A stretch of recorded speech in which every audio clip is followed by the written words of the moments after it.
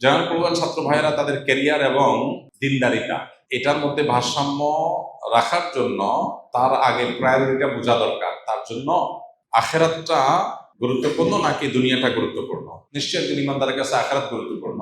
সেক্ষেত্রে পরিপূর্ণভাবে যদি তার ঈমান তিনি রপ্ত করে ফেলতে পারেন, ঈমান যদি তার কাছে স্পষ্ট হয়ে যায়, তাহলে ইনশাআল্লাহ বিদিনিল্লাহ তার জন্য এই ডিসিশন মেক করা সহজ হবে যে আমার ক্যারিয়ার এবং দিন দুইটার একটাকে রাখতে হলে আমি কোনটা রাখবো। একজন ইমানদার অবশ্যই তার দিন রাখবে, ক্যারিয়ার চলে গেলে হবে।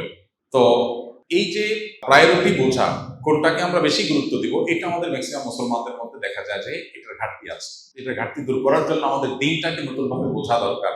স্কিলে যে দাওয়াতি কাজ হয় সেটার একটা বড় উদ্দেশ্য হলো এটা, শুধু কিছু সূরা মুখস্থ করানো, সহি করা আর গদবাদা কিছু জিনিস মুখস্থ করার উদ্দেশ্য না। ভেতর থেকে আমাদের এই ফিলটা হওয়া যে আমি দুনিয়াতে অল্প কিছুদিন থাকবো, অনন্তকাল আমাকে আখেরাতে থাকতে হবে, সো সেটা আমার মূল প্রায়োরিটি। এটা রেখে আমার বাকিটা হবে আলহামদুলিল্লাহ, না হলে আমি স্যাক্রিফাইস করবো ইনশাআল্লাহ বিদিনিল্লাহ।